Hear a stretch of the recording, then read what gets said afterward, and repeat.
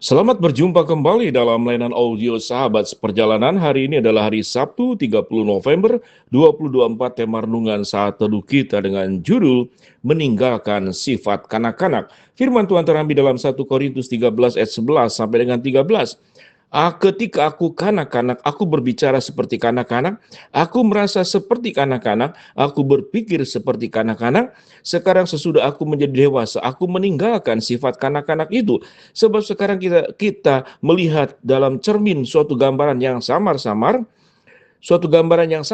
tetapi nanti kita akan melihat muka dengan muka. Sekarang aku hanya mengenal dengan tidak sempurna, tetapi nanti aku akan mengenal dengan sempurna seperti aku sendiri dikenal. Demikianlah tinggal ketiga hal ini, yaitu iman, pengharapan, dan kasih, tetapi yang terbesar ialah kasih. Mari kita berdoa.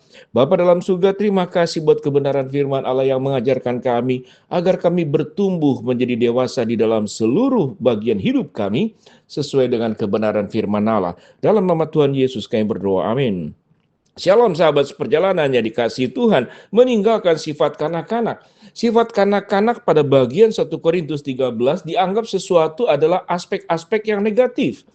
Tetapi kalau kita membaca dalam Matius 18 ayat 3, justru ayat ini Tuhan Yesus mengatakan kita harus seperti anak-anak.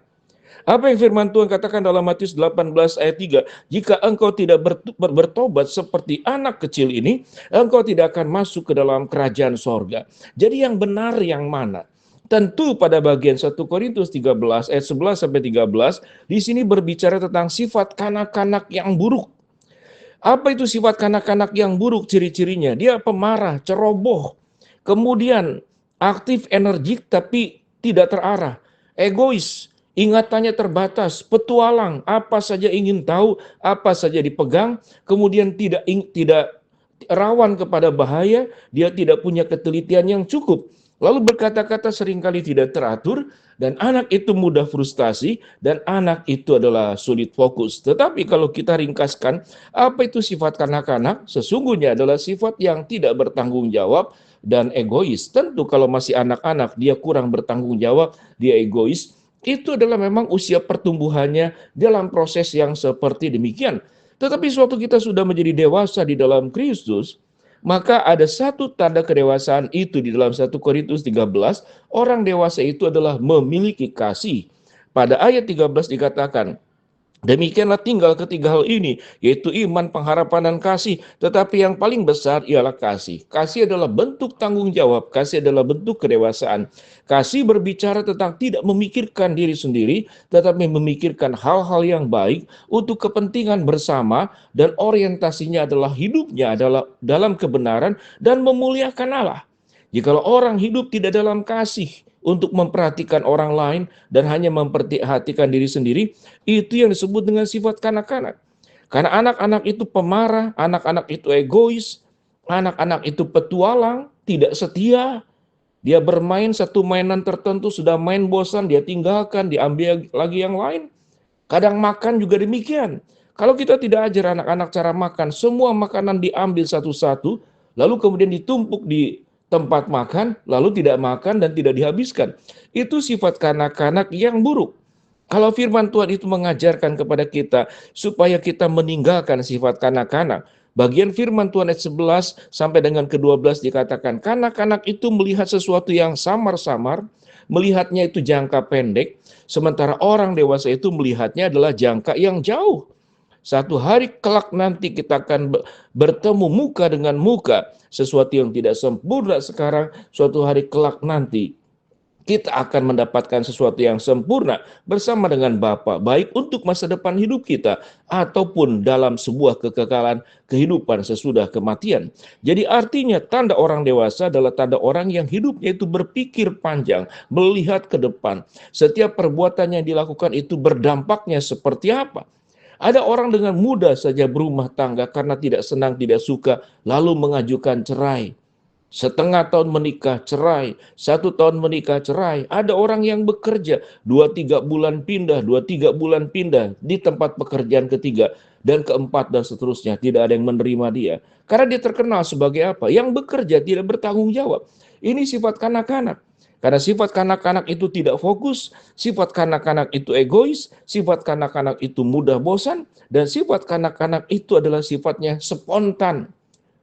Jadi energinya adalah tertarik suatu hal, segera bergerak, bosan kemudian ditinggalkan. Bayangkan kalau dalam hidup itu, lalu sifat kita itu adalah sifat kanak-kanak dari unsur negatifnya, seperti yang dijelaskan tadi. Kemanapun kita tidak bisa menjadi pribadi yang bisa diandalkan. Menjadi orang yang tidak setia, menjadi orang yang tidak bertanggung jawab, menjadi orang berbicara tanpa berpikir, menjadi orang bertindak kemudian tanpa memperhitungkan. Hidupnya jangka pendek untuk hari ini, untuk kesenangan, untuk hawa nafsu.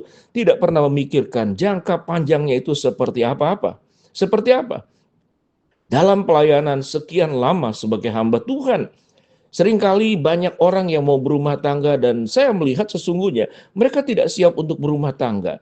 Dalam intuisi saya tentu berdoa untuk hal yang baik kepada orang yang akan berumah tangga. Tapi dari potensi berdua, mereka itu mungkin secara umur memang sudah dewasa. Tetapi sifat kanak-kanaknya melekat di dua belah pihak. Betul saja, dalam jangka tertentu akhirnya rumah tangganya itu bermasalah. Tapi sewaktu dalam konseling pranikah, keluarga itu kelihatan matang, dewasa, dan melalui tes psikotes, melalui percakapan, melalui doa, orang tersebut memang punya track record sebagai orang yang sudah siap menikah, sudah matang di dalam seluruh aspek, secara rohani, secara fisik, secara tanggung jawab, secara psikologis, secara mental. Dia sudah siap. Berumah tangga ternyata 10 tahun, 20 tahun, 30 tahun, sampai jangka yang lebih jauh, mereka bisa berumah tangga dengan baik. Jadi, tatkala orang itu punya sifat kanak-kanak, dia akan merusak dirinya sendiri, merusak orang lain, merusak apapun yang ada di lingkungan di mana dia berada. Dan orang yang memiliki sifat kanak-kanak itu sangat berbahaya. Karena setiap hal yang dipercayakan kepada dirinya menjadi unsur yang berbahaya. Karena ditangani tidak fokus, ditangani tidak tanggung jawab, kurang setia, kemudian juga pembosan, loncat sana, loncat sini, berpetualang ke sana ke sini.